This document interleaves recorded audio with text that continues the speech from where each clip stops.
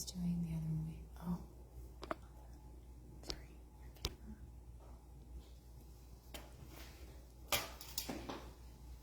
Hi, we are live today. My name's Sara Goldberg, and I'm part of the Goldberg Law Office. I've been practicing immigration law for over 16 years, and currently we're getting a lot of phone calls about immigration and what to do, because right now it seems to be a precarious time for immigrants and for those who have an immigrant in their life that is a loved one, a friend. And so we're getting lots of calls from people who are very worried about how do I deal with Trump and immigration? How do I move forward? And so I'm going to be talking to y'all about that. All right, so first we're going to be talking about what are some of the executive orders that Trump has put into place. And so there's several of them. He's been the president since January 20th, and today it's been about a little over 2 weeks. And so what has he put into place? We're going to first talk about one thing he talked about is protect the U.S. from foreign terrorists and other national security and public threats. What does that mean? It means enhanced vetting for visa applicants and those that are already in the country.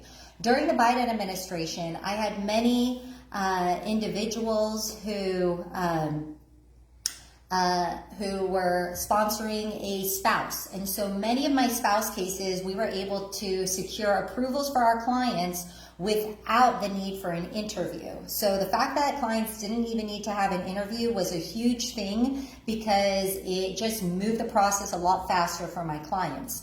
We're expecting that with this new executive order, the interview waiver that we've been experiencing, where people would get green cards without need for an interview, that will probably change, and we're expecting to have interviews for everyone as what was previously done. So that's going to likely cause delays in processing for individuals for their cases. That also, same executive order will also affect applicants who are applying for visas at consulates.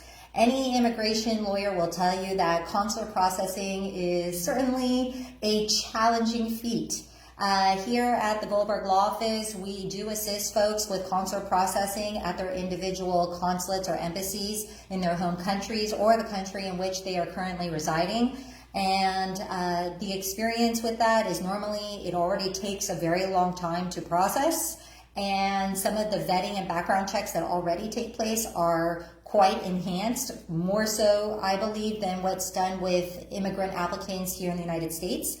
And what we can expect at the consular level is that there will be further vetting of that process. And previously in the Trump administration, Trump 1.0, there was also a ban, and so individuals from certain countries, mostly countries with high Muslim populations, they were basically prohibited from obtaining a visa. They required a waiver for several of those countries. So we can expect that this new executive order may include more of that, specifically targeting high-risk countries and travel bans as what was previously done.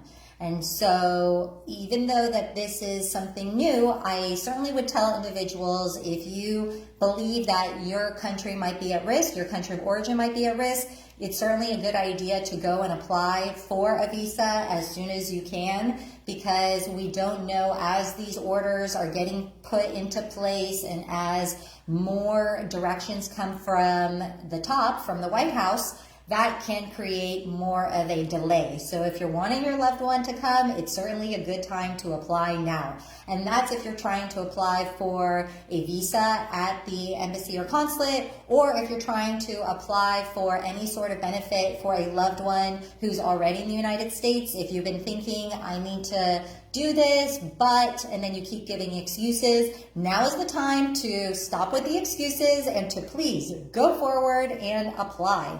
So that's one. Another one is birthright citizenship. This has gotten a lot of information from the news. This is where President Trump is, he is wanting that if someone is here, if parents are here unlawfully in the United States, or if the parent is here on a temporary visa, the children born from those parents on or after February 19th, 2025 do not get U.S. citizenship. Now, this has created a lot of controversy. Many states in the United States have already filed lawsuits contesting this, as many cite the 14th Amendment as a right to U.S. citizenship. So this is a hotly contested issue. I do recall previously when Trump was trying to think about this idea and maybe try to implement it in the last administration. That didn't happen. He's already getting a lot of pushback, and I'm curious to see how his attorneys representing his side will try to argue this before the courts, because this is certainly getting a lot of pushback. Another one is protect American people against invasion. So these are Trump's words, not mine, but obviously there's been a lot of talk during the election, post-election, regarding the amount of immigrants that have been crossing the U.S.-Mexican border. In particular, we hear way more about that than we do about the U.S.-Canadian border. But I will tell you that I have represented some clients who were not from Mexico, and nor were they from Central America, but that came from other countries, including Africa, countries in Africa, or I've had clients from India who crossed via the U.S.-Mexican border. So it's a known thing in the world that this is a border that people have been able to cross, certainly during the Biden administration. And so Trump is trying to hit that strong by calling this an invasion and using his executive power to do that. So what can people expect with that? So we're already hearing about limits to temporary protected status. For example, folks from Venezuela, they've been wanting to hear, will their TPS be able to be extended, because it's currently set to expire April 2nd. And so prior to Biden leaving office, Mr. Mayorkas did issue a directive that TPS be extended for Venezuelan citizens. So many Venezuelans were excited about that. However, more recently, the new DHS head, Noam, went and rescinded that. Now, it's not an official thing within the Federal Register, and that again is immigration terminology that maybe a layperson would not understand. However, Trump administration has put out that TPS is probably going to be canceled for Venezuelans, and that other countries who have enjoyed TPS for a long time may also be at risk. That is certainly going to be a concern for many of my TPS people, because with TPS, that means they're not going to be deported from the United States. They also are eligible to get work permits and a travel permit. So their inability to be able to continue with that is certainly going to be a problem and a concern. And so anyone who has TPS, I would advise, please try to figure out if there's any sort of way that you can lawfully remain in the United States. And we're going to discuss some options that may be available to you. Also, regarding this invasion, as Trump put it, there's also the concern of sanctuary cities, because there are certainly cities in the U.S. that have opened their arms to immigrants that may not be lawfully here. Especially coming from Texas, Governor Abbott, he went and bussed individuals that were not in the United States lawfully, that were on Texas soil, and invited them to seek residence in other states in the U.S. And folks from other cities certainly complained about that in the news. Chicago mayor, in New York, and Mayor Adams. And so the list goes on with certain cities that were then upset by immigrants now moving into their cities. But Texas certainly has been taking the brunt of it, being at the border. So according to Trump, with his new executive orders, it's possible that sanctuary cities will be denied federal funds, and a lot of cities rely on that. So we'll see what the cities do in reaction to that. Also, expedited removal. Expedited removal is a huge thing. So what it means is that Normally, expedited removal has been used in the airport situation where someone goes to the airport, they've got their visa, and they go and they present that to the CBP officer, so Customs Border Patrol. So if you're a U.S. citizen and you arrive at the airport, you will see one line for U.S. citizens. And then you'll see a second line for non-immigrants or immigrants. So it could be a permanent resident holder or a visa holder. Either way, they're in a second line. I've always told my family, you look at that second line, they're going to be going through a harder time than we would. And the reason is because there's a lot more vetting going on when the person's not a U.S. citizen. And sometimes people, even if they have a valid visa or even if they're a permanent resident, they could go through secondary interrogation. And if it's a visa, the visa may be denied. If the visa is denied on the spot and the person's visa is canceled and they are returned to their home country, they will then be what's called deemed expedited removed. They did not get a chance to go in front of a judge. It was a decision made by the officer in real time, and that person was then deported. So that is called expedited removal, and normally that individual cannot come back for 5 years. So that's expedited removal. Expedited removal was normally used in the airport setting or alternatively within 100 miles of the U.S. border. So if an individual was found within 100 miles of the U.S. border, was found to be unlawful, an officer was able to go and expeditiously remove that individual without a hearing in front of a judge. So now the Trump administration is wanting to do expedited removal, not only limited to 100 miles of the border or at the airport, but to do that across the entire United States. And how that works is what they're saying is that if the individual entered the United States within the past 2 years unlawfully, they are able to be removed immediately without going in front of a judge. This is a big change. We're going to see how it unfolds. It's still not clear. I've attended meetings with attorneys from across the country, and this one is a serious issue that we are still trying to figure out how will that be done, because there are certainly a lot of people that have crossed the border illegally and within the past 2 years. So we will see if they even get a chance to go in front of a judge. I currently have some cases right now that are set for a hearing for individuals that entered within the past 2 years. And so I will report back to y'all as to what is the trend at that time. Also, President Trump has rescinded some executive orders, including one in which President Biden offered parole to countries in which those individuals were coming to the United States at a very high rate. So I received a lot of individuals from Cuba in particular who qualified for this parole program, in which a family member or a friend who was residing in the United States filed something on their behalf to say, hey, I will go and financially support this individual while they're here on a humanitarian parole. Humanitarian parole is a way for an individual to enter the United States under inspection, meaning that they were given permission by the United States to enter. And Biden offered this on a limited parole basis.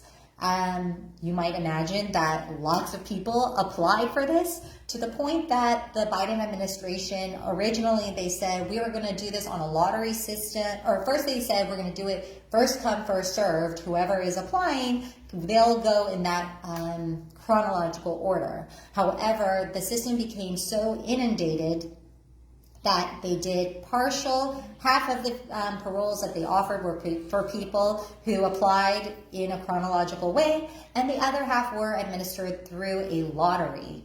But now President Trump has nixed that. No more, no mas.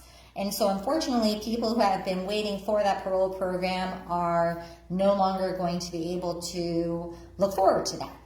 Another program that was during the Biden administration that now is being put to a halt is called the Mobile One app. So this was, or CBP One app. This CBP app was a way for individuals to also, in a chronological way, apply for asylum at the border. So the Biden administration was trying to encourage people, hey guys, instead of just crossing all across our border, and it could be very dangerous to do so because we've got significant desert, animals, coyotes, everything. So it was a way to keep people safe, but also to keep things a bit under control for our government. So they created this app that people could go and apply, register, to then have their turn to appear at the border, begin what's called a credible fear interview, an interview as to whether this person had enough to maybe qualify for asylum, and that individual would then be able to enter the United States. It was a way to encourage people to do it in a more humane manner and a way to better control what's going on at the border and give people an opportunity to apply for their case and be heard. But that has now been canceled. And so there were even stories of people that were waiting in Mexico for 6 months' time, maybe, until they could have their interview, and they were just so saddened, hurt, disappointed when they found out after waiting all that time that they could no longer proceed. As well, y'all might have heard in the news, now this isn't an executive order, but just something that Trump wants to do, and he has suggested using Guantanamo Bay as a detention center for high priority criminals. It can hold up to 30,000 individuals. I just read that 10 people have been sent. So that's like one of the first rounds to fill for Guantanamo Bay, but that could be a possibility. In terms of deportation, because a lot of people have told me, Abogada, Sarah, what happens if I get caught by immigration? I'm put into deportation. What does that mean? Well, I can tell you from my experience of having practiced this so long, it doesn't mean you're going to just go back home or leave the U.S. immediately. Currently, just so that you know, there are about 3.4 million deportation cases pending. 3.4 million pending right now. So I'm not even talking about the individuals that have been caught yet by ICE and all the other law enforcement that are now trying to go after immigrants. With that high number, can you imagine how long will it take for even the existing docket to be heard? In Houston, we've got less than 100 judges, significantly less than 100. And you can also imagine that Houston has thousands or maybe hundreds of thousands of folks that maybe could qualify for deportation proceedings. So in terms of the movement of those cases, how that could proceed, that could take a significant amount of time. Now, personally, from my experience of being a practitioner, I have had some deportation clients actively in deportation for over 10 years. So if you didn't hear that right, it is 10 years. So sometimes being in deportation isn't as daunting as maybe some individuals believe, because it will then maybe take away the fear, what will happen to me if I am deported, because really, this could be something that can take many years. It can be something that doesn't happen overnight. Now, of course, that also depends on an individual's particular situation, details, and if they're being represented by an attorney that knows what they're doing or not. And in terms of what are the deportation goals for the Trump administration, I've been seeing varying numbers, but between 1,200 to 1,500 deportations every day. So that's a particular goal, but if you can imagine, that's going to take a lot of manpower to actually make that happen. And so with that, we're going to talk now about what are some ways to protect yourself. What if you're an immigrant, or if you know an immigrant that is concerned because maybe they do have a lawful visa right now, or they're in lawful status, or you know someone that hasn't been legal for years. Well, what can that person do to protect themselves? So one thing I always try to tell people is, on the front end, try to figure out what is your immigration situation in this very moment. What is it? Did you have a interaction with immigration at the border? Did you ever have an interaction with immigration, ever? Anyone who's trying to figure out their immigration situation needs to know, what does immigration have on them? So always I tell people, please, if you don't have a copy of your file, get a copy of your immigration file. That is super important because as a practitioner, if I'm trying to help someone, I need to know, what does immigration have on you? And so, especially people when they've crossed the border illegally and maybe they had interaction with an immigration officer, that could be their first time of ever being in trouble. Like they've never had to be stopped by any officer, whether it's in their home country or here in the United States. And that's their first time. Can you imagine? That's probably going to be a very scary situation. I know that when I've been stopped by a police officer while driving and I got a traffic infraction, my heart was just beating because I was thinking, oh my gosh, I'm dealing with an officer. What's going to happen to me? So that can be a very stressful situation. And so sometimes my clients' memories of exactly what happened or what the officer said or what they signed, if they don't have any of the paperwork, then I have to tell them, we have to get a copy of that. So one thing is that get a copy of that file. If you didn't, go do that. Another thing is try to figure out what are some ways I can become legal, or what are some pathways that could maybe make me legal at some point. And if you don't have the answers to that, then simply making a consultation, make a meeting, whether it's with my law firm or if it's with a different attorney, but please get advice from someone that maybe knows what they're talking about. Sometimes I've got folks who ask me, well, I want to do a free consultation, and this is the advice I got from the free consultation. So then I have to tell them, what did you pay for that consultation? $0, free. And then I have to ask, well, then what is the value of that consultation? If you paid $0, what is the value? Is the value $0? You want to make sure that you're getting good advice. Or if you got advice from someone and you think, I'm not really sure about this, then why not get a second opinion? Just because you spoke to one person, everyone's got different ideas on how to handle things. And I think it's really important to make sure you get good advice. So that's another point. And not every immigration lawyer knows everything. As you can see, I sometimes say may or we can expect because the reality is that immigration continues to move. And so trying to figure out the best advice sometimes means you're asking more than one person. So that is something else. And then if you believe that you have a family member that can petition for you, then get that person involved. Get moving on that. Sometimes I have people who've been able to apply for something for over 10 years, 15 years, 20 years. And I'm thinking, why didn't you do that already? If you did that before, you wouldn't be in this position now. So now is a great time to apply, especially when you're in a position that you know that, I'm safe, I'm in my home, I'm not detained, I'm in a stable place. The best time to make sound decisions is when you are in a comfortable situation. And sometimes people make more drastic and not always the best decisions when they're under pressure and they need to make it right now. If you've got the time, make the decision ahead of time if you can. And then try to figure out with an attorney if you qualify for something else, whether if it is for asylum, if it is for a family petition or an employment situation, or if you are someone legal. If you already are here lawfully, figure out how you can stay here lawfully. Sometimes people are so excited to finally come to America, that was their dream. And then after getting here legally, they then forget about the other part about how to stay legal. And seeing an attorney and getting that advice can really make a difference in someone's life. So please try to figure that out. Now, I'm getting lots of questions on how to protect yourself. And what does that involve? So knowing your rights, that's a really important thing. So if you have got immigration coming to your house, then what do? And that involves, you don't have to open your door. That's one.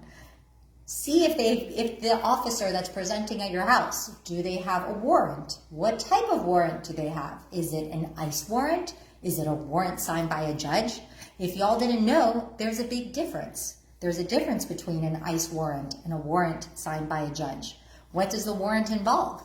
Maybe they can show it to you. If you've got a window by the door, maybe ask them, can you put that warrant on the window so I can read it. And you could do that from the safety of your house. So that is something else to know. You have a right to remain silent. You have the right to speak to an attorney. These are rights that you have as an individual, an immigrant who might get into an interaction with an ICE officer. And then something else I wanted to say, going back to knowing what your file says, you need to know, do you have a deportation order existing or not? That is something an immigrant needs to know. If they were stopped at the border and they never went to court, they never got to see a judge, it is possible that that person has what's called an in absentia order of removal. Removal because they did not present to court when they were asked to. They might have not known that they had a court date, but it's important to find out.